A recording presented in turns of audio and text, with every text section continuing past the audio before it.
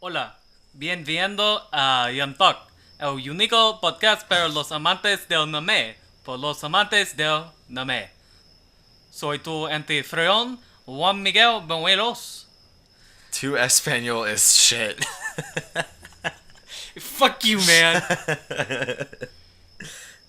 I believe it's pronounced bienvenidos. What are you doing now? Oh.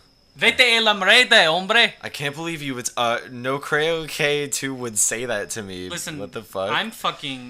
I'm the one that's Latino here. You're just some fucking white guy that took a Spanish class. That's cultural Yeah, appropriation. Spanish class wasn't even that good. Can't tell you I learned too much except, the entire celebration of Spanish, or, like, Hispanic Christmas goes from December something to February 2nd and ends with the Candelaria Mass on February 2nd. And Oh yeah, that's where because it doesn't snow in Mexico, so we just take all the cocaine and we just kind of throw it all over the toss place. it in the sky. And what happens is you get the Jesus cake, right? Mm-hmm. And if you cut open the bread and you get the tiny Jesus inside, that means you have to throw the party. Yeah, that means you have to get all the cocaine, you have to coax all of the drug cartels. It's a big responsibility. It really is. So Yeah. if you get the Jesus, make sure you know what you're getting yourself into. Yeah. Hi, this is my show. Bitch, it's our show, alright? Welcome. You do all the editing and you upload it and you make the thumbnail and I do some of the talking. And during you the speak episode. Spanish. You're the diversity quota. Let me just- Boom. Let me just grab my mug as if I'm drinking my coffee. Yeah. Damn, what blend is that? This is my K2SO mug. Okay. Now let me take a little gulp from my Juggernog soda, so What- I have more hit points. What about your quick revive soda so you can save your friends faster? Oh, that's a good one. Here, drink up. Thank you. Let me drink my bottle of Whiteboard Care Expo. Oh, I don't know if you should do that. Oh, he died. Now it really is my show. Hi, welcome to Yamtalk. My name's Adam Solly, and Hi. I'm gay. Hi, welcome to Yamtalk. My name is John Michael, and What'd you do with the lid? Oh. I am exceedingly stupid. I haven't said a word over 3 syllables yet. That's not a good idea. What did? That's my name tag. Oh, Well, somebody else's name tag. my but I stole microphone's it. not magnetic. What are you trying to do? What is Ooh. juju you're trying I to just pull? muffled. Now this is time for some ASMR. We have a pop filter now. Like the fucking Okay, Well, here we are. hi. Episode 7 of VM Talk. I didn't think it'd go this long, did you? No. As I said in the test recording, 7. Wow, that's almost 10. And it's true. Look it up. That's a fact. Look it up. Yeah. So today on Yam Talk, we're continuing the con- Halloween. Yep, we're continuing the Halloween marathon. Yeah. We last week we watched Halloween 4, The Return of Michael Myers, and Halloween 5, The Revenge of Michael Myers, and just now we finished Halloween, The Curse of Michael Myers. Yeah, I fell asleep halfway through 5, so that's going to be your responsibility to tell me everything that happens because I wasn't conscious. I actually brought up the Wikipedia article just so like we're 100% sure, because I've noticed when we like talk about movies, we usually butcher probably half the plot because we have no idea what the fuck we're talking about Oh, because we yeah. just forgot. So now I'm gonna have the Wikipedia article just to jog our memory. Yeah. So, where should we begin? I guess at the beginning. So there was this guy named Darren Aronofsky, and he created the world, Yeah. and then he created Mother. Yeah. Yeah. So Halloween 4, The Return of Michael Myers. So, I believe this movie came out in like 1988. This was a direct sequel to Halloween 2.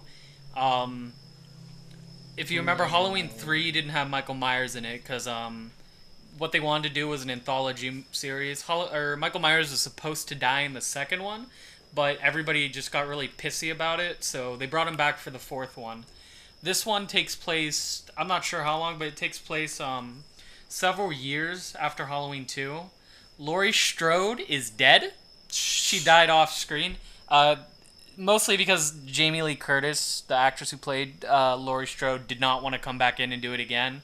Because I'm pretty sure she was a fairly big actress by this point. Yeah. So, yeah, she was not in. Within that time, she had a daughter named Jamie, who has been adopted by a foster parent. This is Foster parent. This is not Jamie Lee Curtis. This is Laurie Strode, right? What do you mean? Yes. Jamie. Jamie. Yeah. Jamie was the daughter of Laurie Strode. Yeah. Her name was Jamie. Yeah. Yeah. Yeah. And So we kind of find out both Dr. Loomis and Michael Myers survived the explosion in Halloween 2. Well, first we have to talk about how in every Halloween movie after the first one, there's been at least There's a one fucking explosion in every single Halloween movie. At least one. I don't remember the one in the fourth one. Do you? The fourth, no, I can't. I think it was the remember barn exploded. Too clearly. That might have been Halloween 5. I remember the one in Halloween 6 though, and 5. No, I don't remember. Yeah, I do. I watched them all happen, but I can't remember the exact what exactly happened. Yeah. So it's kind of, I was a little confused because the movie starts and Michael is in the ambulance, right? He's in a body bag. Well, it's been 10 years since the explosion. Oh, I remember the explosion. The explosion in Halloween 4 happens at the end of the movie. Okay. Anyway, Michael Myers is in a body bag being transferred to the sanatorium where he was kept all those years or whatever and treated by Dr. Loomis. He then breaks out of the body bag and he kills the hospital personnel and stuff. And I guess Loomis finds out he escaped the thing, so he goes back to Haddonfield. He goes to a gas station, blah, blah, blah. Michael kills another guy, and it's basically the exact same thing like from the first movie. He ends up at a gas station, takes the dude's jumpsuit, practically the exact same jumpsuit. And this one was, there's a lot of points in this movie where people have visions of Michael, because it happened in the beginning with Jamie. She's having visions of Michael Myers or whatever, because Michael's her cousin. Or not her cousin. Michael's her uncle. Uncle right? Mike. Uncle Mike. The serial killer. Everyone has an Uncle Mike. Oh, yeah. And, it's weird. People keep having, hallucinations of him. Dr. Loomis had hallucinations of him, too, in, the gas station as well. Yeah. He was shooting at nothing. He was like, Michael! He's just shooting Michael! at nothing. And then he was like, bang, bang. And then there was no Michael. It was only his imagination. Yeah. One thing I do want to say about this movie is it started this trend where there's just so many points in the film where, Michael's just creeping in the background and you hardly notice him. And I don't know. I just really like that about these movies. It's amazing when they do that. Yeah. Because I always scream. Because it's just so frightening. I always there he is. I feel like I always end up pointing it out too. Well, he's like, there he is. And I go, what? There he is. Rewind it, please. There he is. I didn't see that. So we're kind of getting... Oh, wait, no, sorry. That's not till the fifth one. I won't bring that up. The fifth one was so boring. Sorry if anyone likes the fifth one. I kind of like the fifth one. It's boring. It's not as boring as the second one, but it's boring. Whatever. It's boring. So anyway, Michael goes around, starts just killing a few people here and there. And eventually the town people all find out that Michael's back and killing people. Oh, it's for the one with the rednecks? Yeah. Yeah. That hits close to home. All these fucking dudes in this town just grab their rifles and start going out to hunt Michael Myers. We're going to find him and we're going to shoot him with our rifles. This whole thing was actually just an advert for the NRA. Yeah. Maybe not for the best, because at one point, these guys, they're sitting in a field and they see little rustling in the bushes. And then all of them at once just waste all of their ammo into the fucking bush. And then they go to investigate just to see they killed some completely random person that wasn't Michael Myers. And they went, well, still can't take my gun away. Come try to take it. Second Amendment. All right, if you try to take my gun away from me, I will, by the grace of God, put a hole in your goddamn head. I'm fighting for freedom. I'm fighting for Confederacy. Hi, welcome to InfoWars. I'm your host, Alex Jones. I'm your co-host. Who's the bitch from Kent that keeps putting her guns all over Twitter? I don't know. I don't know. I'm her. Oh yeah, don't let this die, or else we'll lose everything. And you don't want to do that. Yeah, so, the main character of this movie, Jamie does a lot in this movie, but then she also has her older foster sister, whose name I don't actually remember. I think it's Rachel. Rachel. It Yeah, was Rachel. And Where's Rachel? she has a relationship with this guy in the movie, and then like at one point she goes to this house for trick or treating, and she finds out her boyfriend's cheating on her with this chick. Lemonade 2016. That was. I didn't understand what was going on at first, and then I saw that it was the boyfriend, and I went, "Oh, he has some explaining to do." Yeah, and it's funny. So the girl he's cheating on her with is also the daughter of the police chief. Yeah. So at one point when like the town's on high alert because of Michael, they go to the police chief's house to hide him all there. Well, when the police show up, her and the guy are doing the nasty or whatever. So the guy has to like quickly throw his clothes on, and the police chief comes in and like just tells them all like, you gotta barricade the house, hide here, blah blah blah. Gives the kid a gun, and then he brings up like, before? you ever hold a gun before? He's like, of course. I know the button to shoot people. Where's the button to shoot people? I don't remember if this was 4 or 5, but there's one point where they're running away from Michael and they're trying to like get in a room or whatever, and the guy's trying to like break this door open or whatever, and he's like, shit, it's a metal door. And Rachel's just like, what does that mean? That's 4. Oh, I have never laughed harder at a movie when I wasn't supposed to. Shit, it's metal. What does that mean? And then, when he's like when Michael is on top of the car and they're doing the getaway, and he's on the roof and he headbutts the windshield. Just doink. That's when they run to a school at some point, and that's when that happens, or away from the school or whatever. This is a very abridged version of this movie, but we don't remember anything. Halloween 4 was really slow. There just wasn't that much memorable stuff in it. It was slow, and like it's really starting to feel formulaic to me. Like, in the 4th one, there was a little kid who was having visions, and then the parent has to come in and go, "There's nothing there, sweetie," and the kid goes, "But I saw him. He was a bad man." And the mom's like, "You're making shit up again. Go back to bed, you little shit machine." There is one scene I honestly really like in this movie, where she's like in her bedroom changing or whatever, and she's putting her clothes on, and in like the background in the closet you can like vaguely see Michael Myers in there. I love scenes like that. Well, and then like you had the 4th one with the kid that's seeing visions, and then the kid is a part of a bigger thing and Michael Myers is after them, and then the 6th one happens and it's like there's another kid and he's seeing visions and he's part of a big thing and Michael Myers happens. And, there's, like, the family dynamic in the beginning. And the 4th one, I can't remember it at all. But in the 6th one, the dad's an asshole. We'll get to that. And in the 5th one, it probably had, like, the same exact thing. They did They're just kind of there to die, over and They're just there to die, again. Like, they just knew how to write the same movie over and over again. But still, 4 is pretty okay. I still think it's probably one of the weaker ones. Yeah. Honestly, 4, 5, and 6 are kind of just they're just poorly strung together and kind of weak. Yeah, and I can never tell, like, the plot, it doesn't feel like there's any, like, real structure to it. Like, things just kind of happen. Yeah. And, like, then the 88 things just happen so people can die. I get a lot of horror movies are like that, but especially for these, again, these 30 sequels, it just feels so formulaic. It just feels like a string of events. People die at each event, and then it ends with the main girl running away, and then the little kid doing something in the end. Not to mention, like, towards the beginning of the movie, everyone's like, Michael Myers is back! And then they're like... Michael Myers, like, literally every single Halloween, Michael Myers comes back, and every single time it's like, Michael Myers is back! And it's like, are you surprised at this point? And then... for Michael Myers, he's like Santa Claus. He comes every Halloween... And then the other 364 days of the year, he's like vacationing in Guatemala or something. And then there's the one person who always goes, Michael Myers isn't coming back. He's just a fairy tale. And then he kills everybody and they go, oh no, I was wrong. And then the same it's every single fucking year. He's like murder Santa Claus. Mm-hmm. That's a good way to He never murders kids, though. You ever notice that?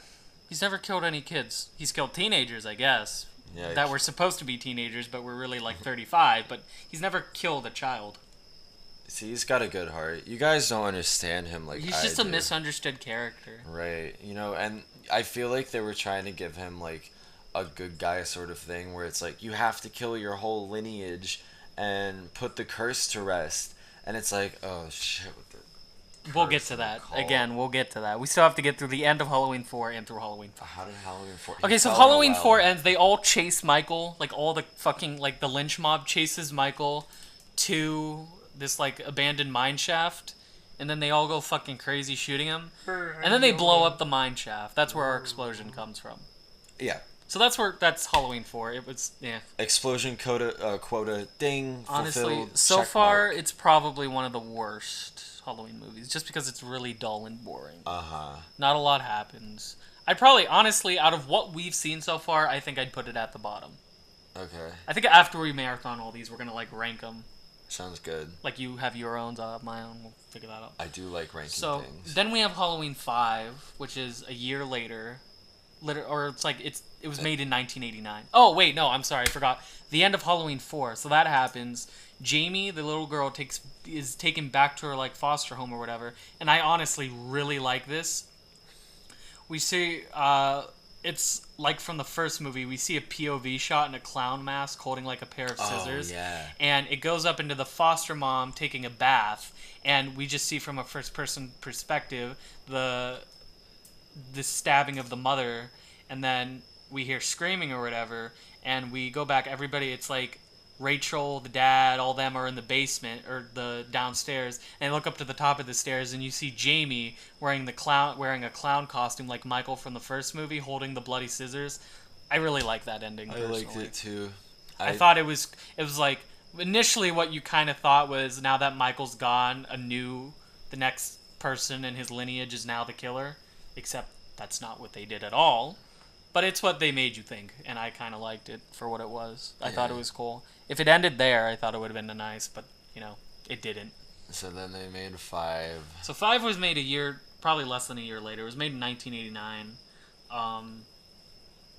5 opens up with practically the whole ass ending of Halloween 4. Yeah. We see the whole explosion shit again, and we see Michael going down the river. So his fucking body's just like ping. It's just like a fucking ping pong ball going boink. Or what the fuck are those things called? Not ping pong The machines. balls. Plinko? No.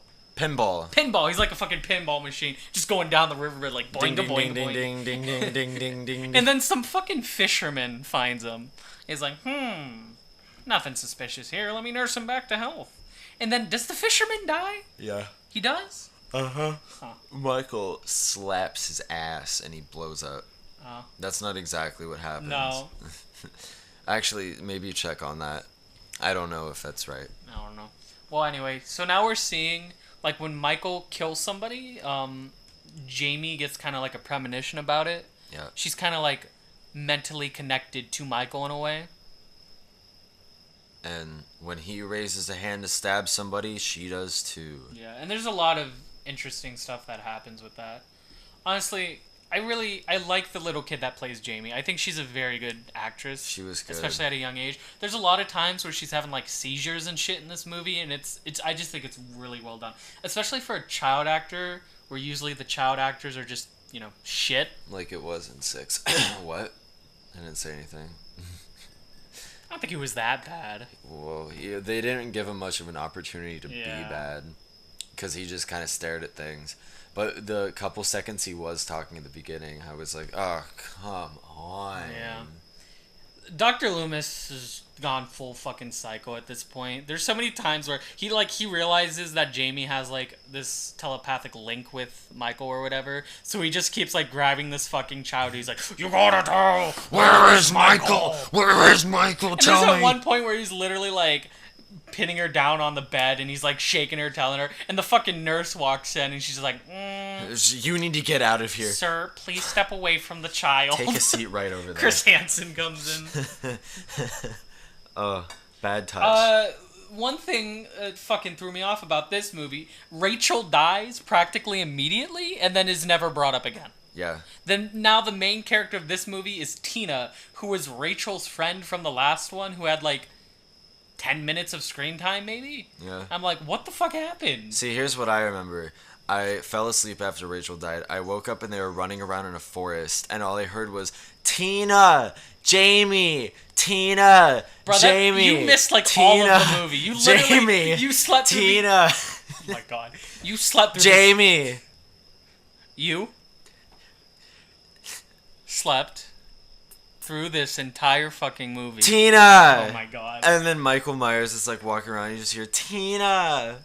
Jamie! I hate Tina it and when... her friends go to this party they're having on like a farm or whatever And they for Halloween. fuck! Tina does in her friends do. They fuck in the barn. They fuck! And Michael's in the barn and he kills everybody in the barn. And then in the distance you hear, Tina! Jamie! Tina! Jamie! I feel like the only reason you're really remembering this is because this was one of the only things you were fucking awake for in the movie. It was. You were awake for the first 15 minutes, the part where they're screaming Tina and Janie, and that was it. Tina! Jamie! Oh my fucking God. It was so annoying. Oh, I don't know. I'm not tired. I won't go to sleep. What? Okay, you know what? I misjudge things, but hey, I was awake. Here's what happens to me during all-nighters. I take a short, half a movie nap at 4 in the morning, and then I'm good to go for the rest of the day. Tina! There was one fucking point where Michael's in a car chasing them. And fucking Tina's like outrunning the fucking car. No, I don't remember. It was either Tina or Jamie, but they're fucking outrunning this Somebody car. was outrunning the car, and I could just imagine a shot of Michael looking at the speedometer, and he's going like 120. He just like, keeps looking down. I was like, what the fuck? How fast can this person run? He's going like 120, like the speedometer's off the thing, and he looks up, and they're still You running. just see this girl like break the fucking speed barrier, and she just zooms off, starts like, fucking flashpoint. What the? He just stops the car. He just looks out. He's like, what the fuck? Doc Brown from Back to the Future comes in a fucking DeLorean. He's like, Michael, we need to go back to the future. And then it actually is a crossover with Back to the Future, where Michael just starts murdering all historical icons. He stabs Hitler, and then all of a sudden he just gets like a fucking medal. Yeah, he goes back, and the entire future's changed. And then I think I would have been awake for the movie if that happened. That would have been very interesting and bad. So then I think they get them back. They get Michael back to go back to the Myers house because they were trying to set up a trap for him. And this is one point I honestly really, really, really liked, is this sequence where I think Jamie crawls up a laundry chute and Michael's like stabbing through the laundry chute trying to stab her. And I just really liked the whole sequence. Oh yeah, I didn't see that. Yeah, that's like, you're probably like, that was in the movie? What?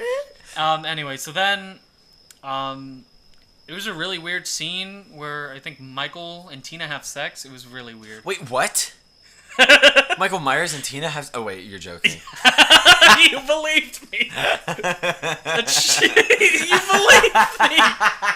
You fucking believed that. Oh my God. I know I can't believe you believe that. That doesn't happen. At least not in the canon universe, it doesn't. In my fan in fiction. My fan fiction on Wattpad. I love how you believe that. Link in the description. Tina and Michael have some Here's my Michael Myers ex-reader spiritual fan fiction. Sex. Anyway, so yeah, there's that sequence in the laundry chute, which I really like. Yeah. And then fucking Dr. Loomis grabs Jamie. Michael's dick, and then they have sex. Oh my God. She grabs Jamie and starts like pulling her towards Michael. He's like, here you go, Michael. And they end up trapping Michael in like a fucking net. And so they trap him in that, like Scooby-Doo gang comes out, like, we got him, guys. Did that really Let's happen? See, no. Let's see who he really is under the mask. Pulls it off. It's Donald Glover. This is America. This is America. Breaks into the fucking song. Oh my God, he's a lyrical genius. Genius. Yeah, the only thing I remember is me falling asleep, watching the cult member walk, like just a shot of his Yeah, feet. there's so many. Okay, so I fell asleep. There's when a you lot went. of shots in this movie of this like black hooded figure, always in a silhouette, just walking around town. You don't know anything about him, but it makes more sense in the end, and then in the sixth one, which we'll get to. Yeah, I fell asleep, and then I just remember waking up in complete darkness, and you slept through the whole movie. Yeah. And I went, what? So then there's the ending to this movie, and I love the ending to this movie, I really do. So it ends, I think, the police have Michael Myers and they take him to the police station and they're saying, all right, well, we have him locked up here. Tomorrow they're going to transfer him over to maximum security. So they're in a whole ass police station with a shit ton of officers, right? Michael's fucked. He's locked up in a jail cell. And I think there's a police officer that takes Jamie to the police station. And when they get there, we hear a bunch of gunshots and shit, right? And we're wondering what the hell is going on. Well, the police officer runs into the police station and tells Jamie to stay there or whatever. Well, Jamie ends up getting out of the police car and she goes into the police station. Again, I love this ending. She goes around and she sees all these dead cops, all this like this blood splattered around the wall or whatever, all these dead cops, and she's walking around. And there was an explosion, right? And she goes in and explosion. There wasn't. Yep, there's our explosion for the movie. Explosion quota. And she goes in, and the cell where Michael was kept at is completely like blown apart, and he's not in there. And it just ends with her like crying. And I really like the end of the movie. What happened? That black silhouette figure, like threw some kind of explosive in the police station, started shooting him up, and broke Michael out of the prison. And again, the last shot is just Jamie crying there in the police station, and then it ends. I really like that ending, even though you were asleep. It sounds great. I wish I watched it. No, I don't. I really couldn't care less. That movie was boring. So was the fourth one. But the sixth one, on the other hand, was also boring. I don't think the sixth one was boring. No, it was just stupid. Yeah. Yeah. So, sixth one.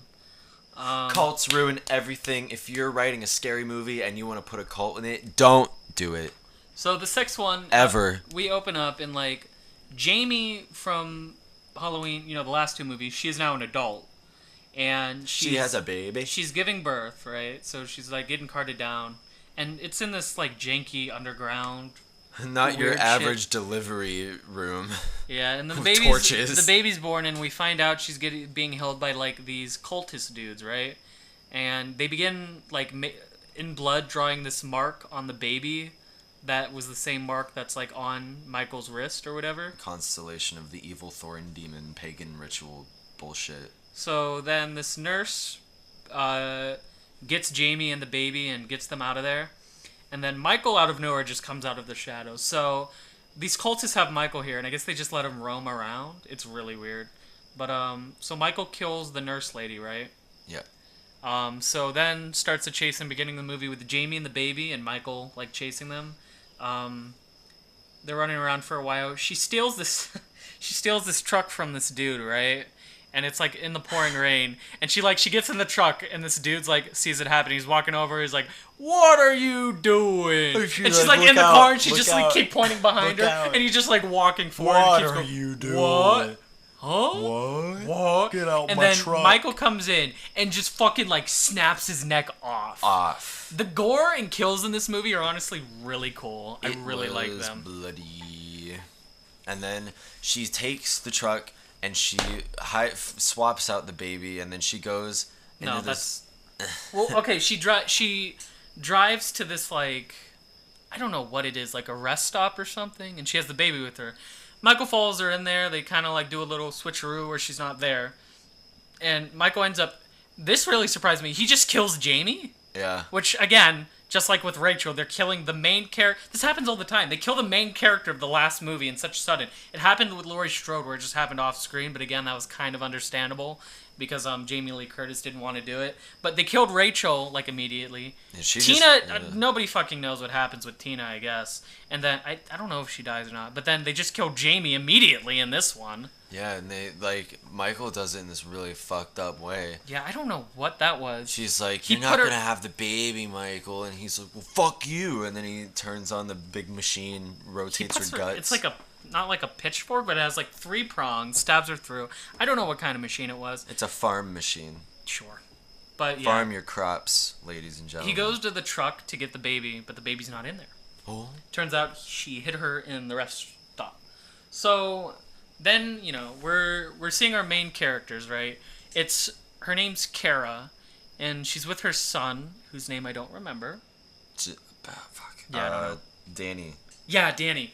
He's so funny. He has like this blonde bowl haircut with these black eyebrows. The eyebrows that are Oh not god, okay. it's so fucking weird. Those eyebrows are not okay. So she lives with this. She lives with the Strode family. We cannot, for the life of us, figure out how the hell. It's the dad that's related to the Strodes. The mom was married into the family. The dad is somehow related to the Strodes. I have no idea how he's related to them. I can't figure it out. Because I guess he has to be related to the parents, maybe, but the parents I thought were dead. Jamie Lee Curtis is dead. Jamie's dead. The baby, or the old sister, died in the first one, so I don't know how they're related. But anyway, she's living with this family, which is like Papa Strode, who's just an enormous asshole. His wife, Deborah. Their son, who looks like the fucking kid from The Room. Yeah. And New Roderick. Yeah, I still didn't know if Kara was related to the family or if she was just living with them. It's offhand said that at one point her and her son just ended up on their doorstep. So I don't think they're related, but I have no fucking idea why she's in the house with them or what's going on with that. We have no idea where they came from. Her son has like some connection to the cult or whatever, but it's never explained. So I have no idea what the fuck was going on with that. Because the son, he like hears the voices or whatever of like the cultists or something, or the dark spirits. It's really confusing. And then the mom comes in and goes, "What are you screaming about?" He's like, "I saw monsters." And she's like, "Shut up." And he's like, "No, he's a bad man. He said bad things." And she's like, "I'm literally gonna throw you against the wall if you don't stop talking." That doesn't happen. But the dad hits his kids. Oh yeah, I forgot to mention this kid.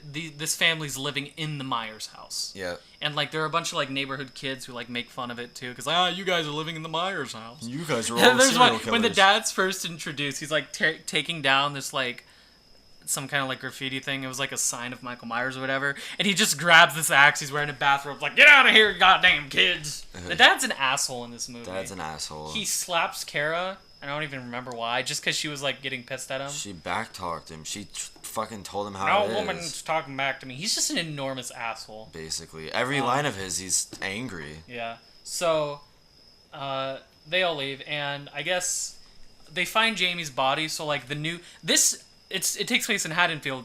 This town has like a crazy obsession with Michael Myers. Yeah. During Halloween, they have like this whole fucking festival just practically dedicated to him and shit. It's crazy.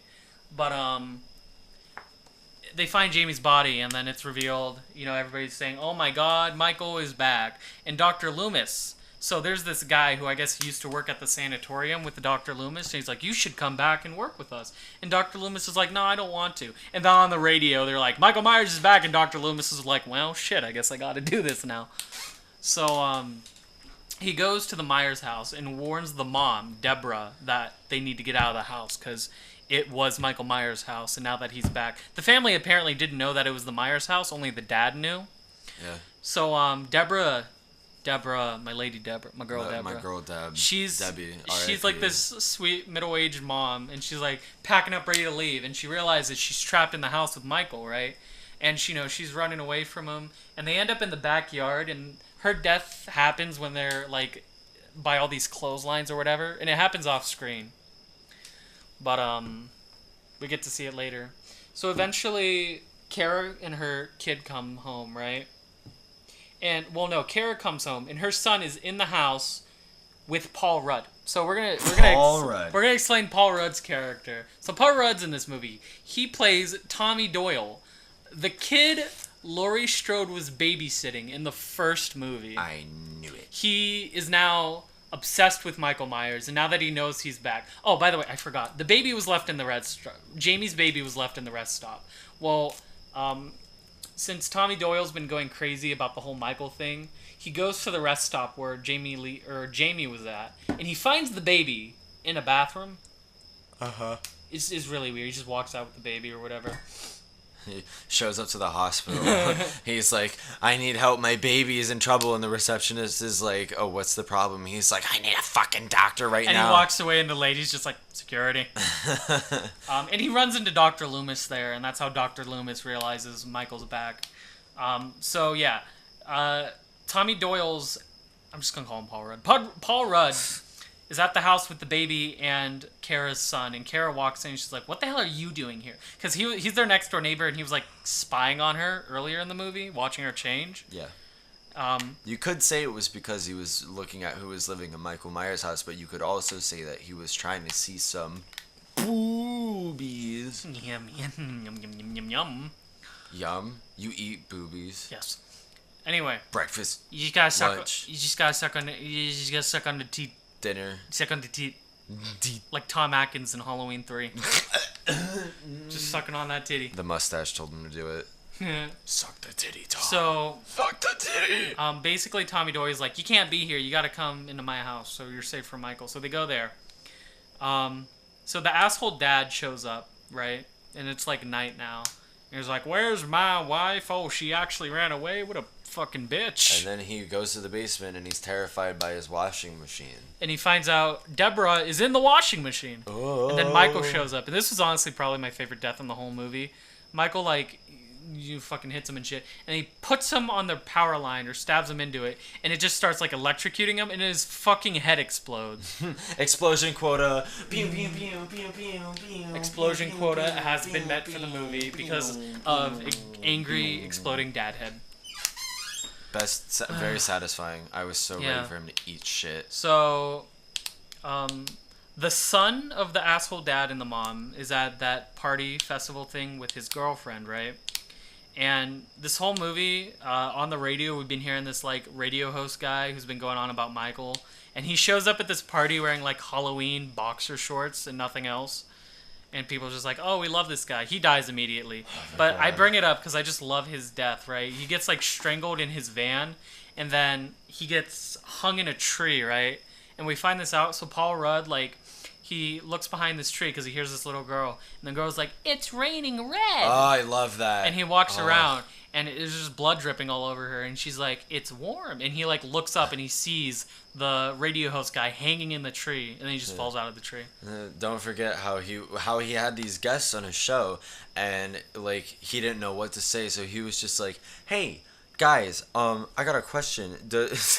How is your fucking sex life?" Like, No, he was asking about the Myers thing. And the girl was just, the guy's girlfriend was just like, Michael Myers isn't real. He's not coming back or whatever. And he was like, wow, is she as this crazy in the bed as she is here? She probably wears crotchless panty and barks like a dog, huh? Anyway, and that comes back later because the guy and his girlfriend go back to their house and they're having sex or whatever. And, like, he's on top of, they're already naked. And he's just like, so, do you wear crotchless panties and bark like a dog? And she said, of course, Reginald. And then they're about to go into it. He's like, sorry, let me just take a shower. And I'm just like, why would you take a shower now when you're already getting into it? He's like, so I could be fresh. And then we see him in the shower and he's just washing his forehead. It's a cool 6-second shot of him. It's just him looking up to the shower, like looking at the shower head while it pours down his face.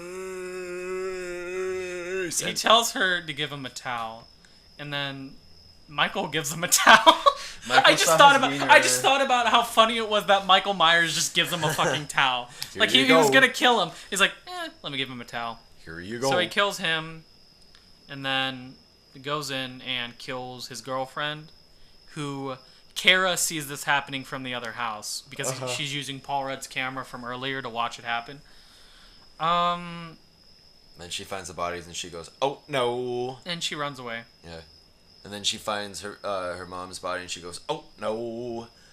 And then she finds all these bodies and then she goes, "Oh no!" And then she keeps going. Yeah. So then they go back into the house they were initially in, Paul Rudd's house. So her son, Paul Rudd, and Dr. Loomis are all in there, right?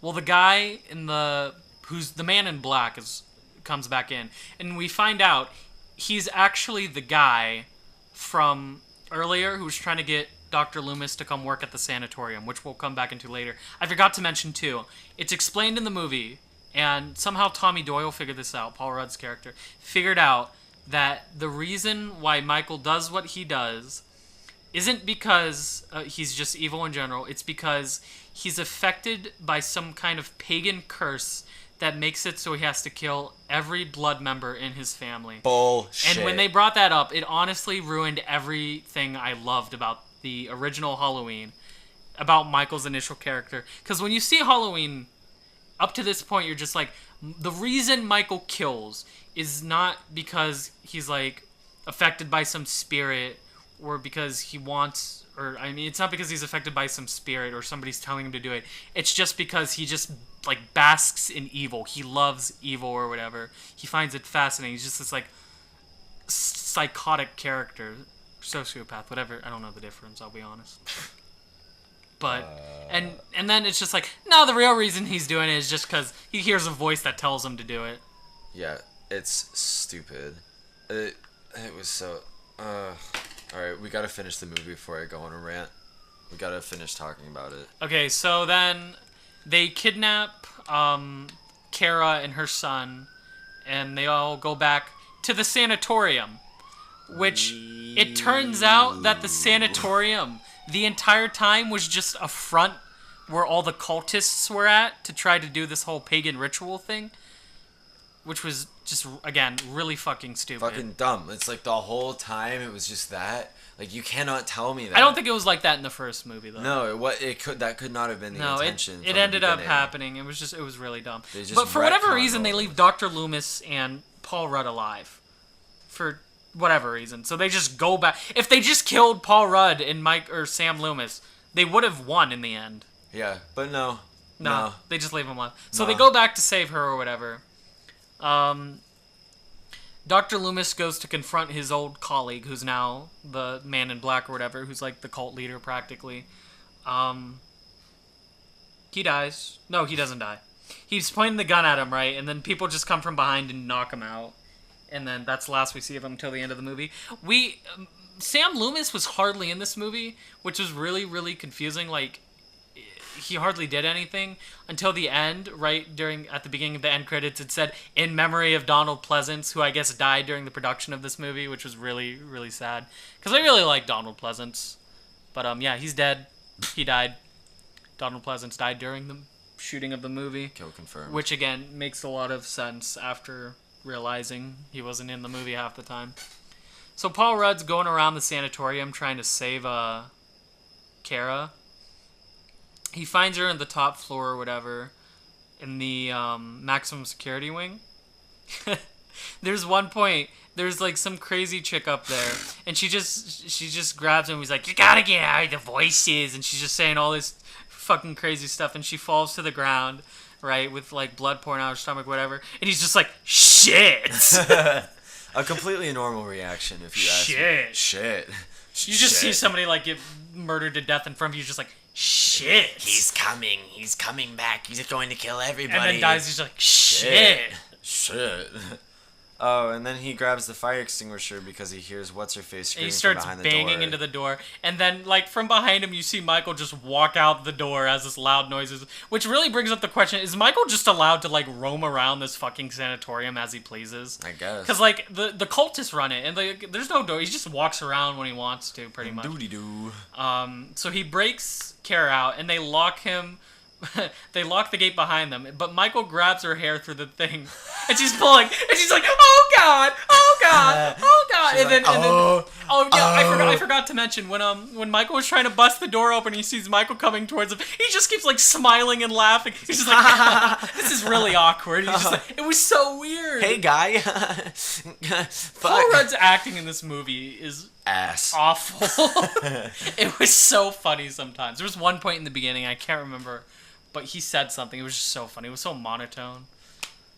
Poor Paul. Yeah. Anyway, so they're all running around the thing, and they're hiding from Michael on the lower floor. And they see the room where the baby is, and the little kid, and all of the doctor, medical staff are in there or whatever.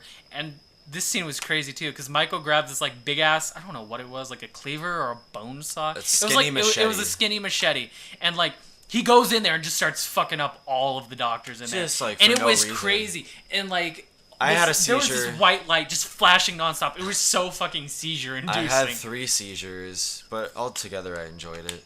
Yeah, so they end up running out with the baby and the little kid, and you know, again, they're running away from Michael, and they end up, and I didn't get this because they didn't explain it. They end up in this room where there's like all these fetuses and like fish tanks. Yeah, they're trying to genetically modify evil. I which guess. is like, good I don't one. know. Real spooky. But anyway, so Michael's like stalking around there, and they're trying to take him out with tranquilizers, I guess. But a bunch of people get thrown around. They try to fake him out. They try to like pretend that because he's trying to kill his family members. So Paul Rudd tries to give him the baby. until the baby starts crying from behind Michael, and then you realize he was like a fake Michael's out. like, I've been Michael duped. throws him halfway across the room, blah blah blah. And then Paul Rudd hits him with a tranquilizer. It doesn't work. Then he hits him with another tranquilizer. So then he ends up on the ground. So Paul Rudd grabs this heavy ass pipe and just starts beating the shit out of Michael. And I hated it because every time he hits him, it's like this white flash of light, and it's just this weird cut, and it just looked awful. And you could hardly tell what's going on. And then Dr. Loomis comes in and gets them out of there. So Kara, Paul Rudd, and the baby drive off in the truck, and they're like, Dr. Loomis, you should come with us. And Dr. Loomis is like, I got something I need to take care of. The ending is so dumb. Dr. Loomis, and you see it coming from a mile away. Dr. Loomis goes to walk into the room where Michael was, and his mask is just there. And Michael he's is like, gone, and Dr. Loomis is like, no! And it was like, wow, haven't seen that before. Where Michael just gets up and is gone. Wow, what a surprise. Everyone was scared. And then the movie ends. The movie's over. And you're just like, man, I wonder where that picks off. Nope, this is the end of this timeline. Never goes Thank anywhere. God. We never see Paul Rudd, Kara, or the baby again. We don't know what happens. It's just over. You know, I'm glad it's over because they resorted to the fucking cheap out. The cultist thing was It's so a cult. dumb. It's been a cult the whole time. And guess what? Everybody's in the cult. And guess what? You can't trust anybody because the cult's happening. And guess what? This whole time it's been an ancient ritual. And there's no human explanation about it or any like mystery that makes it scary. No, we just explained everything to you using this ham-fisted, oh, it's the pagans, it's the religious, it's the ancient spirits. Look in the stars, there's a constellation. It looks like a fucking weird hat. I don't know. It was stupid. And they do this thing in horror movies where they take a good concept, which was the first movie, this guy that's just so evil and he goes around killing people, and then they're like, okay, now that we're building on it, what do we do? How do we make it more scary? I know, why don't we explain everything? Because that's never taken away from anything before. When's the last time you watched a movie and all of a sudden once you knew the killer you were less scared? Oh, I don't know, every fucking time. You have to work with the fear of the unknown sometimes. You can't just like make it a storybook fairy tale thing where it's like, oh, Michael Myers is a product of like the fact too that like he has nothing to do with it really, like he was just born, like the fact that he was Myers and like the fact that it's the fucking pagans, it's like, oh, he's not actually fucked up, he just has the spirit, he has an ancient spirit that's like, you know, which I guess to some people could be scary because it's like, oh, the ancient spirits, the unknown. Where do the spirits come from? I don't fucking care. It was stupid. And then it was like, you know, it goes from a movie about a serial killer killing teenagers and it's like a slasher and it was scary. The first movie was so good. And then, you know, they tried to build on it and they fucked up. Like, it was crap with what they did to it. They were like, oh, he is ancient spirit demon boy and he's coming to get you, and the sanitarium has been a cult the whole time. Bull fucking shit. The whole entire sanatorium is just a cover up for the fucking and everybody in Haddonfield is in the cult, and everybody who's in the fucking, oh yeah, there's one point in the house because there's this old lady that lives in the house they were like hiding out in, and the old lady turns out to be a member of the she just has a knife. The old lady was like apparently babysitting or something the night Michael initially killed his older sister back in when it first happened, and she was like, I was there. It was the voices that told him to do it. I knew it was going to happen because I am part of the cult too. Here's my knife. I'm going to stab you. Just kidding. Fall out the window. Like, the fuck? They took what was human and they took what was real and scary and they made it fairy tale and they took everything away from it, and the plot line ended. You know what's so much more realistic than having a pagan ritualistic cult or whatever? Somebody who has no understanding of any concept whatever other than just being just the thrill to kill and being evil.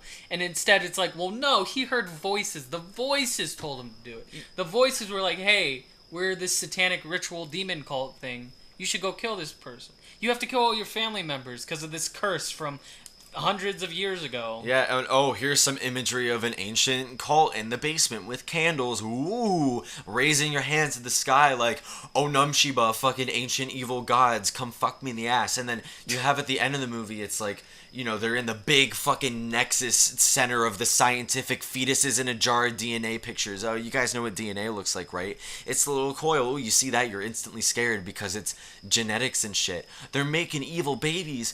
Oh no, it's a fetus. That's gross and scary, right? Look, here's a big showdown. Tranquilizers, pipes, the fucking big, you know, everyone's going around like, die, Michael. It's dumb. There's so much shit in these three movies that go nowhere. In the first, in Halloween 4, Jamie kills her mom or foster mom. That doesn't really go anywhere. She ends up in the fucking home, but like she's not nothing. She doesn't kill anybody else. She has no threat to kill. In the fifth one, she has a telepathic connection to her uncle. That goes absolutely nowhere beyond that. Then in the sixth one, Kara's son has this weird connection to the cult that's never explained. That goes nowhere because he ends up helping them in the end. He doesn't. There's so much shit that goes nowhere. It's just because they started writing shit and they didn't know what to do with it. That's pretty much what it was. It was like, okay, well, maybe we can make Jamie the new killer. Let's just bring Michael back. We saw that one last time. Okay, well, Jamie has this telepathic connection to... no, let's just get rid of Jamie in the next movie. Okay, so this kid's connected to him. How? Oh, I don't know. Let's just fucking end it. I don't know. It looks like we fucked up this timeline. Let's just start a new one for the next one, where Thank Jamie Lee God. Curtis is still alive. Bring her back. And then let's get LL Cool J to play one of the characters. And you know what? And then in Halloween Resurrection, let's get another fucking rapper to play another character. Yeah, you know, they just had to keep pumping them out over and over and over again, and they didn't know what to do, so they just went, fuck it. Let's it's just a restart. cult. Bam. Restart the timeline. Restart, please. Everything's okay. It's fine. None of that ever happened. The only thing that matters is H2O. H2O, only Halloween 1 and 2. That's all that happened. Just ignore 4, 5, and 6. Yeah, you know what? I feel like 3, I didn't like it as much because it was that, you know, I do like Stonehenge and like that's cool, but it was like the ancient witches have put a curse on the masks, and if you watch the commercial you die, and it was like, yeah, okay, that's cool, just like maybe don't rely on that too much for like your scare factor. And no, for the next 3 movies that's exactly what they did. They combined ancient culture and rituals with Michael Myers, and they were like and they made a fart baby pie for 3 movies straight. And that's that with that. That's the last 3 Halloween movies. But I can't say I didn't enjoy myself. I think Halloween 6 had a lot of really nice kills, though. Like, I like the head exploding. I like Deborah in the washing machine. Deborah in the washing machine. Dude, that's a good band name. Yeah. Deborah in the washing machine. The way you worded that sounded like, I don't know. It was funny. Deborah in the washing machine. Laurie and the Chodes. Laurie and the Chodes. Laurie Strode and the Chodes. Yeah. So, yeah, that's Halloween 4, 5, and 6. Overall, yeah. Only because of the cult shit. I get really mad at cults because the cult just ruined it for me. I feel like it's so I lazy. was optimistic. I was ready to say it's not nowhere near as good as the first one, but I am willing to appreciate it, and then the cult shit just fucked it up. It was very lazy. It's always lazy when you do it with a cult. So, you know, if you want to be a horror writer and you want to make good things, I'm not saying don't write stories about cults, just don't do what everybody smartly. else does. Yeah. Just do it intelligently. You could do, I don't know, you could do like a deconstructionist take on cults. Like, I don't know, make the head cult master a fucking... Make the head cult master a guy that is just like a normal everyday guy who accidentally started a cult. Yeah, that'd be fun. I feel like I've seen something like that before. I don't know, who cares? Just don't do what Halloween did. Don't do what every movie that has a cult in it did. Don't make it so, like, at the beginning, don't make it like bait. Like, at the beginning, it's like, oh, something really unique and cool is happening. I wonder what could happen. And then disappoint literally everybody with, it was a cult the whole time. Gotcha. No, you didn't. No, you didn't. Fuck you. Anyways, are we ready to move on? I kind of figured it'd be a cult at the end of the fifth one when the guy in black broke him out of prison. Yeah, there's no way. That mixed with the thing on the wrist, seeing all that, I'm like, is this what they're gonna do? I didn't want to believe. I think actually, I kind of think I knew just because from like past experience, but I wasn't sure. So seeing that happen, I was like, I really hope this isn't where they're going, and that's where they went. As soon as you see the cultists in the beginning, I'm like, beginning of 6, I'm just like, Yeah, you see a guy in a black cloak with tattooed symbols on him. You can think one of two things: either one, he's in a cult, or two, he's a really eccentric gay person. And Why you gotta be a gay person? it could be a really Maybe he's eccentric. straight. Maybe he's a leather daddy. I hope so. Anyways, we're gonna transition into our next topic with our yam fact of the day. I actually am interested by this. The first yam on film was used in 2007's The Dark Knight. They put it up Batman's butthole. Are yams toxic? Yams, this is from Google, yams tended to be drier than sweet potatoes and they're starchier. Unlike sweet potatoes, yams are toxic if they're eaten raw, but they're perfectly safe when they're cooked. True yams. So none of those fake 90s kids yams, just true 90s No fake yams. yams here. True yams can be generally substituted in any sweet potato recipe. True yams. Wow. So our next topic was, I'm in college now. I am a college student, officially a penguin. I got held back. I'm still in the 6th grade. Yeah. How's that geography class going for you? Did you know there's 7 continents? Really? Yeah. John Michael? I thought it was like 11. Finish the sentence. There was North America, South America, West America, East America, West America, Yeast America, Trans-Pacific North America, and then Switzerland. But apparently there's it's like America, but there's 2 of them, and there's like Asia and Europe and Switzerland. Well, John Michael, don't you know that Christopher Columbus sailed the ocean blue in 1942? 1942. Oh yeah, dude, he was my favorite World War II figure. Yeah. So, I'm in college now, and I can't say that I have too many stories because going into college, I knew I wasn't going to be I know I'm not going to be a drinker or anything, and I'm not going to go to parties because I'm actually kind of serious about it. I'm not saying that anybody who doesn't go to parties isn't serious. I'm just saying, there's people who show up just to stand in line at fucking Jamba Juice, the line that goes out the door.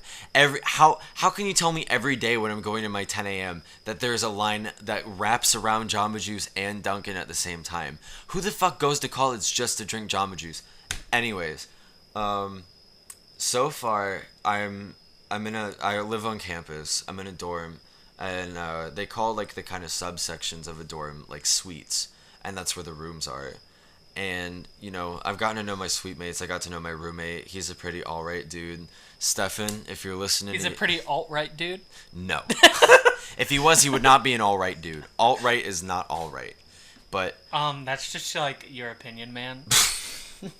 I don't think we should just fucking segregate our racist listeners.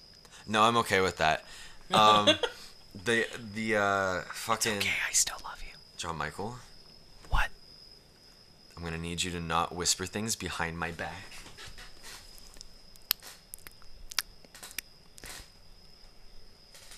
Alright is alright. Stream Yamtalk on Apple Podcasts. Okay.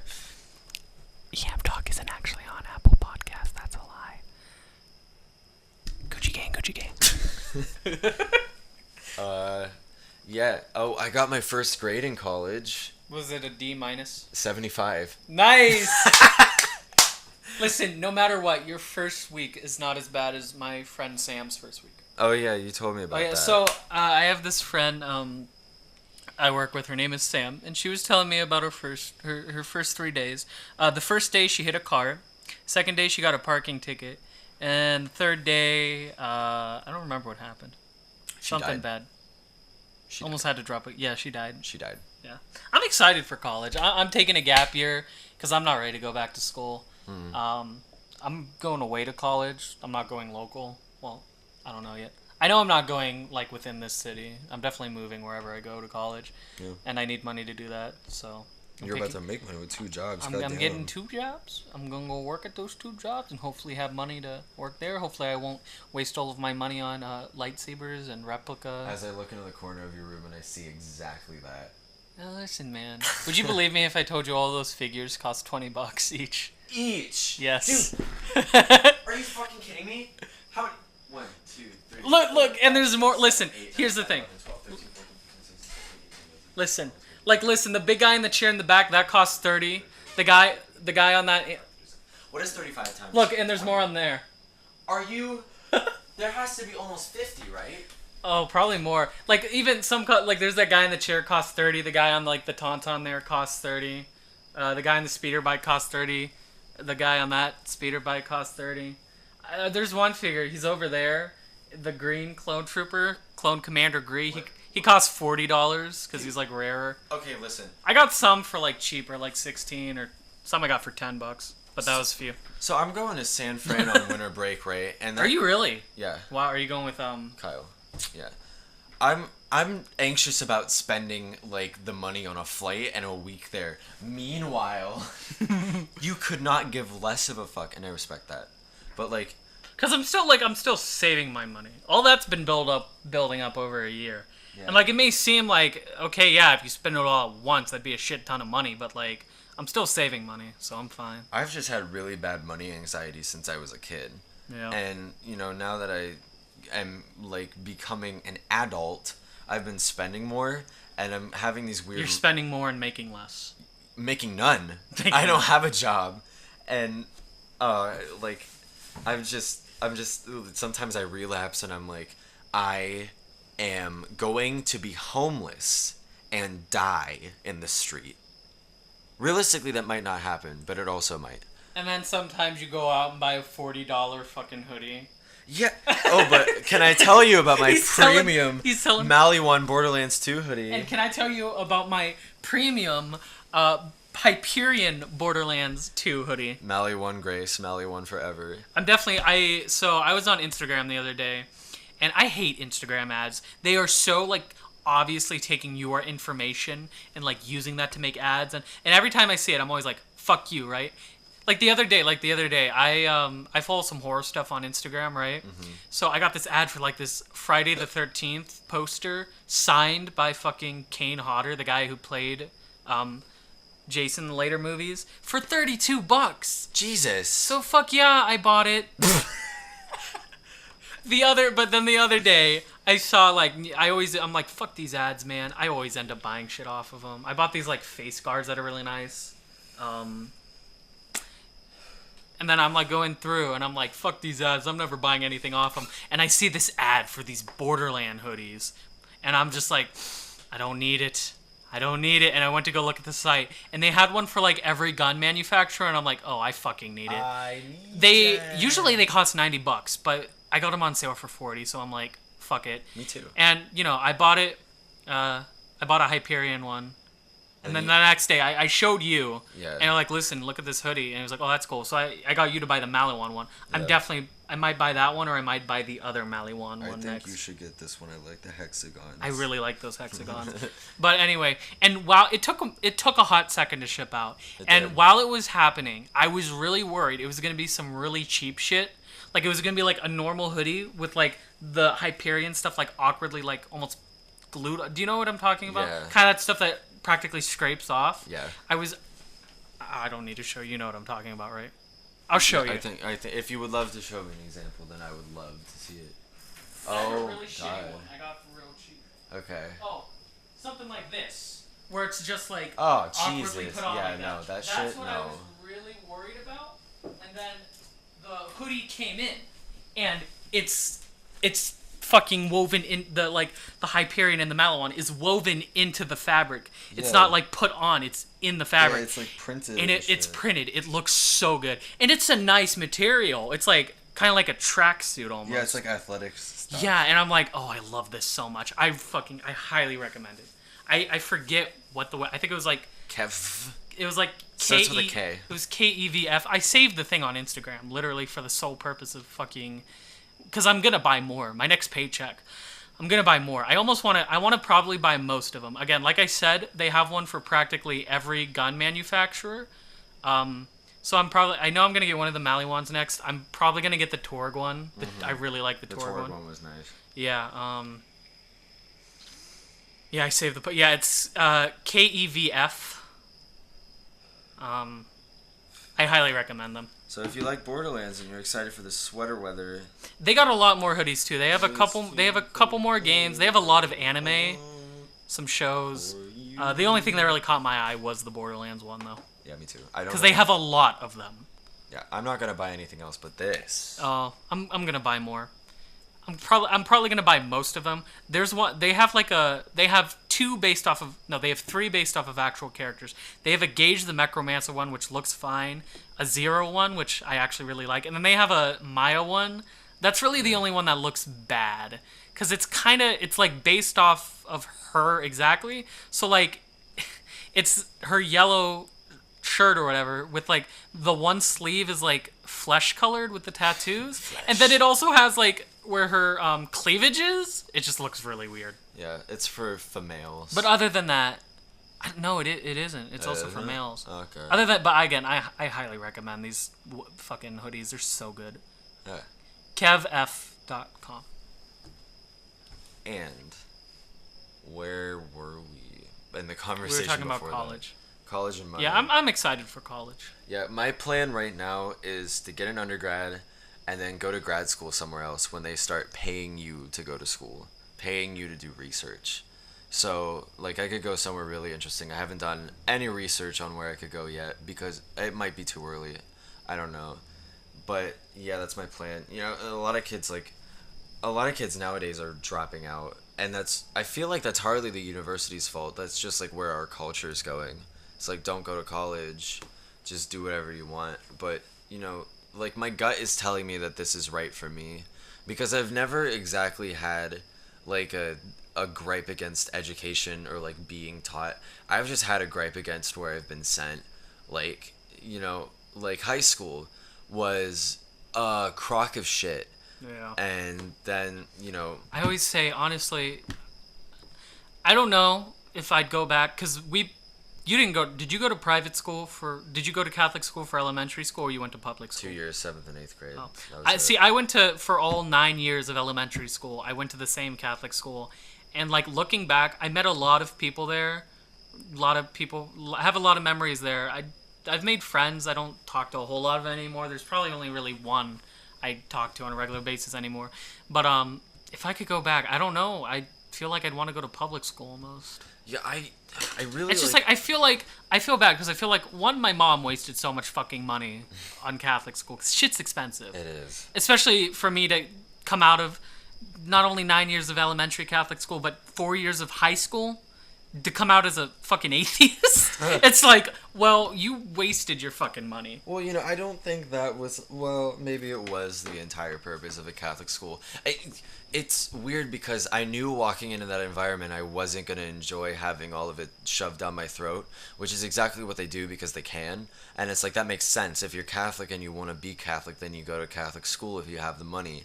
But I had this weird thing where I was like, God, I wish I could stop hearing about this Jesus person. And then I was like, wait, I made this decision. You hear about this Jesus guy? I made this decision. And it's like, why am I complaining? Still, you know, and it's another thing. I always used to bitch about public school because I felt like I wasn't learning anything. But you know, it just comes down to what you do and don't complain about. And I was just always a complainer. So I guess I just have to be happy with it now because it already happened. And I don't really care. Really. Public school wasn't even that bad. I was just such an anxious kid growing up because people used to get in fights all the time. And I'd be like, oh no, what if I fucking die?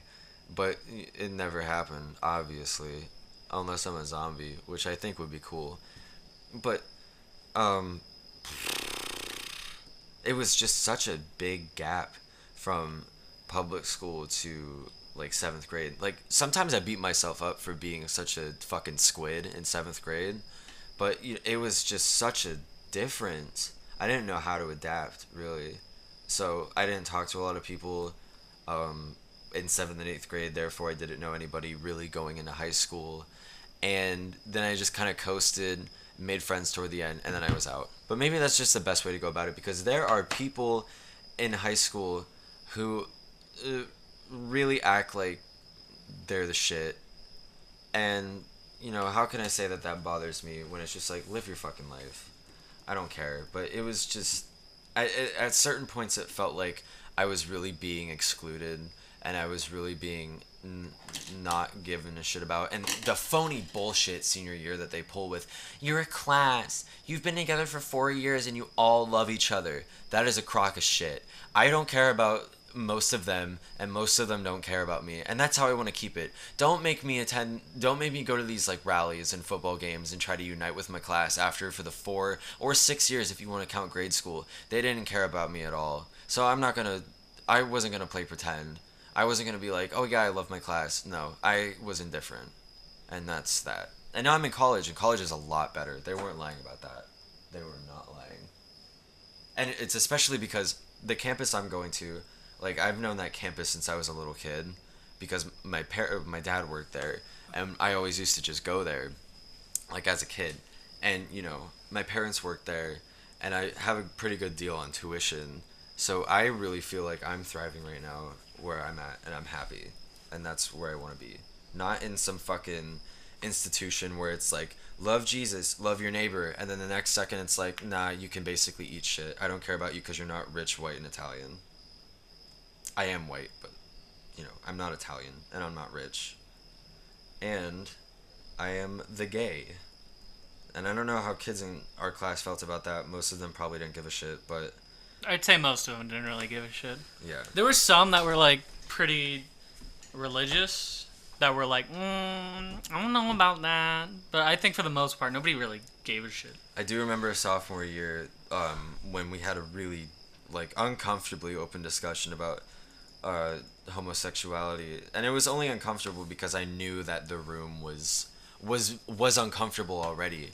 I was like, you don't have to be like this, you could just talk about it. But then the teacher asked a question. It's like, what do you do if your friend tells you you're gay? And then one of the kids was like, oh, honestly, if my friend told me I was gay, if my friend told me I was gay, no, if my friend told me they were gay, I would stay away from them and stop talking to them. And I was like, I remember who that was. I was like, yeah, this is the environment I'm in now. Cool. I remember who that was. Yeah. I wasn't there, but I heard about it. Yeah, I was there when it happened. I mean, there were so many gay people at that school. No, I think I was the only gay dude in our class. I mean, I guess gay dude, yeah. Yeah. Lesbians are a different story. We had a lot of lesbians. We did. Because, they just didn't give a shit, but... Well, because they're lesbians, it's cool, Yeah. But, you get the fucking guy to find out there's lesbians, like, ooh, yeah. whoa. It's a if you find out that the guy's gay, you're like, yeah, because it builds no into homo, this fucking... sorry. Yeah, it builds into this fucking thing of how the majority of the system is straight males, and the culture of masculinity is, if you're gay, I don't play with that, so get out of here. But if you're a lesbian, I want to watch the two of you have sex, please, so do it now. Chop chop, females, like... Do it now. Right now. Like, it's... We're at my brother's funeral, I don't care. It's... the way that our culture handles minorities in general right now is not that great, but in the future, when all the baby boomers are dead, it will be fine. Dude, what the fuck? When all the baby boomers are dead, Jesus fucking Christ. I shouldn't say all the baby boomers. Yeah, probably, I don't know. Here I am bitching about generalizing, and then I'm like, all the baby boomers all must the baby die. boomers are assholes. The baby boomers that are assholes, once they're out of the country, once they're out of this reality, it'll be fine. But then there'll be new bullshit to deal with. So it all depends on what you complain about. At least for my case, because I'm not horribly oppressed. What podcast is this? Hi, welcome to the Young Turks. No thanks. Hi, welcome to, I don't know, what's another liberal podcast? Or a talk show? I don't know. Yeah, I always say that I'm like not political at all, but I just start talking about it sometimes. Honestly, I've never heard you go on like a political rant. Yeah. You're the last person I imagine going political rant. I always took you as a person who has like no political views. I don't think I have political views. I think I just have certain views. I don't know. I don't care. Yeah, I see. College is fun.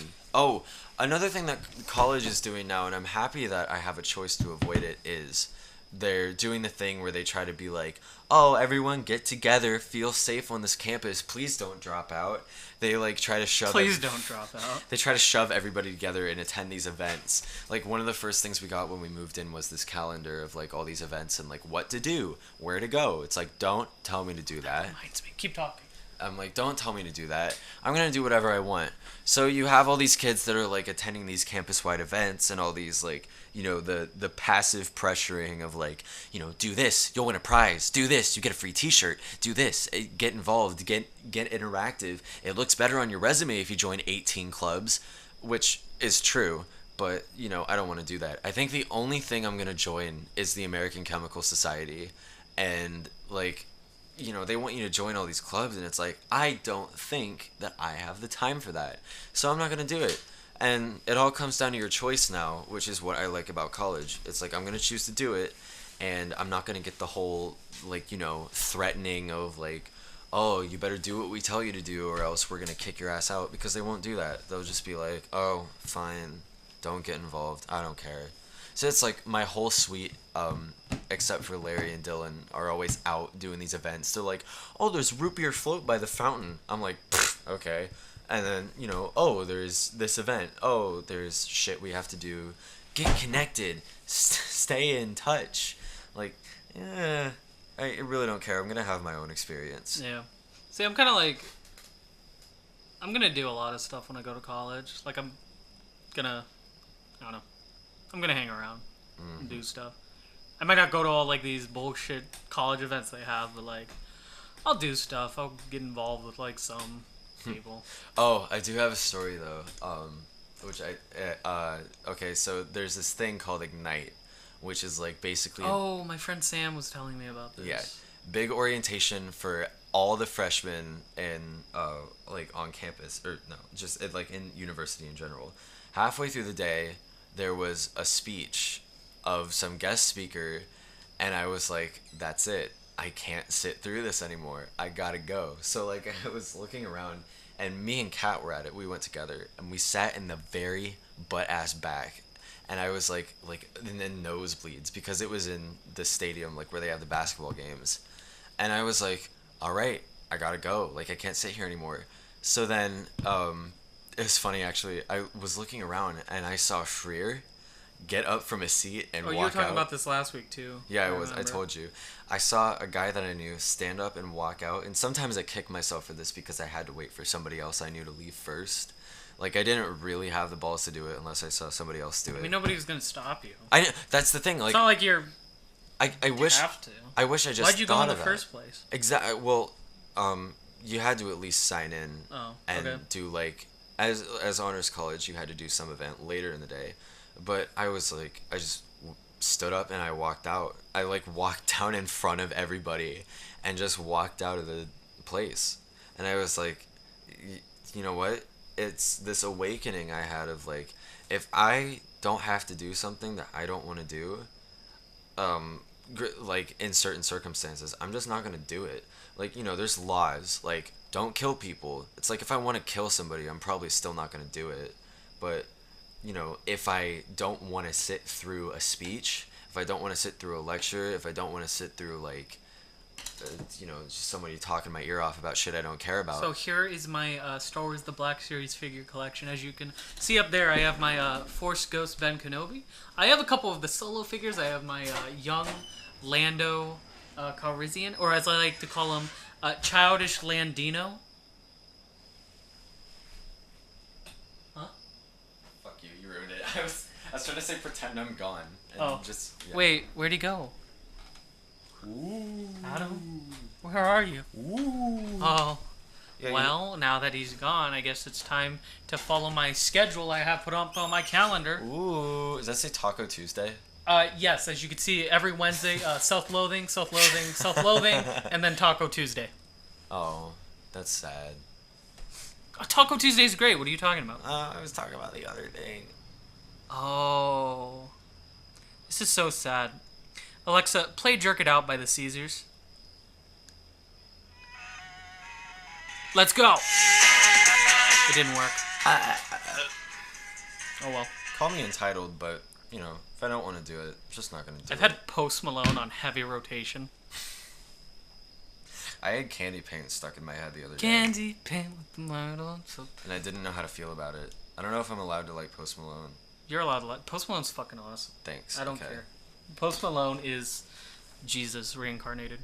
That and Lucid Dreams by Juice World is another in heavy rotation. Do you know that one? It's kind of popular right now. I still see your shadows in my room. Can't take back the love that I gave you. I had To have the heard it point at some where I point. love and I hate you, and I have the place, so I must replace you. Easier said than done. Don't you want? Yeah. Yeah. Okay. There's my whole life too. I've been pressured by other people to do things that I don't want to do. Not like drugs, just like dumb shit that I wouldn't have done. Like if it was just me deciding, and I'm done doing that. And I'm gonna stop telling my life story. Were we gonna talk about Minecraft or something? Oh, I don't remember. No, I mean, I don't know. It's interesting, you know? You think so? Yeah, looking back on like, I don't know. See, because you're going through this right now. I'm not there yet. I'm taking this gap year. This year's gonna be the fucking weirdest year of my life because I'm just gonna be working and that's it. You have your entire freshman year of college ahead of you, Yeah. and you have all this time to just reflect on everything. Me, I make beef sandwiches by day, and make coffee by night.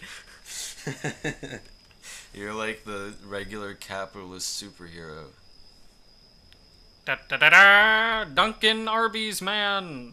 He's come to save the day. I've Please. come to save you with iced coffees. It was so funny. The other day, I went in for like my first interview with them, and as I'm going in, I'm thinking to myself, I don't know anything about coffee. Anything? You know it's made of beans? I know there's coffee, and then there's like lattes and cappuccinos and frittatas, They'll teach you. culottes. Yeah. They'll teach you everything you need to know. Because I I walked didn't into my know that. interview, and she was like, "Would you like anything to drink?" And I was about to say, "I don't know what anything is here."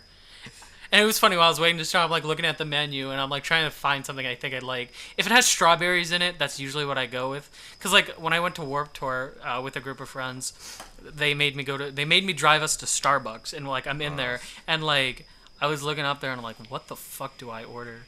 And I just saw the first thing that said strawberry, and I'm like, I'll have the strawberry Papa Grande. Papa Grande. Starbucks menus are harder to read than Shakespeare. And that is a She was fact. like, she was like, did you want like venti, whatever, or grande? And I'm like, large. I got her to laugh. Did you want Vente, Grande, Bailando, Despacito? Can I have a despacito? Could I get the fucking meatball? Let the Mia get the meatball. Like, we don't... Meatballs. We don't sell that here.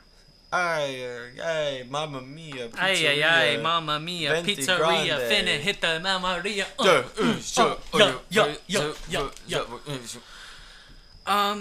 yeah, the Minecraft thing. So I've been playing Minecraft, well, not so much lately, but last week I played it a lot. It's really peaceful. Oh, It's such a like a relaxing thing to do. And it's funny, when I play, I just play very normally. I'll go mining, and I'll go I was making a farm for like ever, and it's a big ass farm. It's very relaxing. It let me clear my mind. I've had a lot going on, and just like mining, and doing a farm, it was very allowed me to think. Yeah, and it works on my laptop now, and that makes me really happy. Because Minecraft is also... I don't want to admit how big of a part of my life it is, but I've been with that shit. It's a great game. I used to play it a lot when I was younger. I just recently started like getting back into it. Yeah, I've had it since I was 10. And, you know, like a lot of like the YouTube presences I watched, like, had to do with Minecraft, and then it kind of branched off from there. And I just like building stuff so much. Like, I like building houses. It's my favorite thing to do. And like building cities. I love making cities, but I always get too lazy halfway through, and then it's like, great, I built this towers. Towers are my shit. I love building towers. Yeah, there was like I built my house, and like vaguely in the distance you could see a big ass mountain with like a lava flow coming out of it, and I'm like, you know what that looks like it could need? A skull fortress. So I built like a skull with the lava coming out of the mouth, That's cool. and then I just built a little big tower. Like, do you That know is the metal as bunkers in fuck. the Tiny Tina's Attack on Dragon's Assault DLC? The like main building has like a big tower and then a little smaller tower and there's like a bridge in between. Yeah. I did that. That's I love bridges. Bridges and towers and bridges going in between towers. Trains Fuck and me cars up. and trains and trains and cars. Ugh. Ugh. Architecture. Fuck me up. God. Yeah, such a peaceful game to play. I really fucking love this hoodie. I love it too. They added in a lot of shit I didn't know about. Like, there was one point where I was mining underground and this random shit just flew in front of my screen and scared the living shit out of me. Was it a bat? No, it was like, I guess, you know how they have water temples? Yeah. Where there's like this one mob in there that like it will cause mining fatigue. Well, I guess like I was underground when it was happening. I wasn't in the water, but like I was underground where it was right next to the water temple. Where like if I kept mining upward, I would just hit with the ocean water. And like so I was like in this dark. Oh, yeah, I know I what was you're in this talking like about. dark dead end thing, just like mining. And out of nowhere, the thing just comes over my screen, and literally I'm like sitting there and I'm like shit.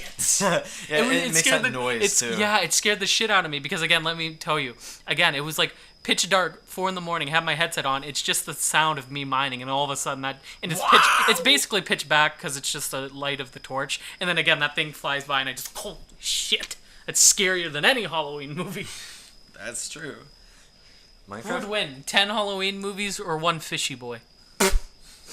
One moist boy. One moist boy. Oh my lord. I've been playing a lot of zombies lately too. I went back and bought all the DLCs. It's just been so much fun. War Zombies, Black Ops 1 Zombies, Black Ops 2, and BO3 I've already had, but it's so much fun. Can we play zombies tonight? I'm feeling it. Sure. Let's try. Again, I have the DLC for all of them, so we can do any of them. Nice. I'm feeling what am I feeling? Regret. I have a PhD. Pretty heavy drinking problem. Pretty heavy dick. You wanna call it for this episode of Yamtalk? Yeah, we went on a lot longer than I realized. We're Me almost too. an hour and a half. Yeah. Well, this has been Yamtalk. Episode 7. 7. Surprisingly, we made it this far. Yeah. Decent episode. We talked a lot. Yeah, we sure did. Not as many memes, which is Yeah. fine. It's okay to get serious sometimes. Yeah, it was just very like I felt like I was talking like myself. That never happens. And now to lead you out with an outro, I will be reading excerpts from the Divine Comedy. I want to tell everyone he just lifted 5 books at once off his desk. I'm actually really into the Divine Comedy. I'm into it. Should this be the way we end it? Yes. Are you gonna vape as I do this? Fine, you know what? No, read it. No, read go it. ahead. You can vape as I do it, but there needs to be one more thing. So just to set the image, we're both sitting here in our Borderlands hoodies. Adam is, of course, vaping. I am reading the Divine Comedy, and let's see, what would be a good one? West Virginia. Oh yeah, good one. Oh, I got him to unironically I- like West Virginia. I baby. fucking admit defeat. I didn't want to like the song, but now I like it. I've been playing "Take Me Home, Country Road" by John Denver on heavy repeat for like ever, just to annoy him, and he finally admits he likes it. I love it. So I've won. actually. All right. Are you kidding me?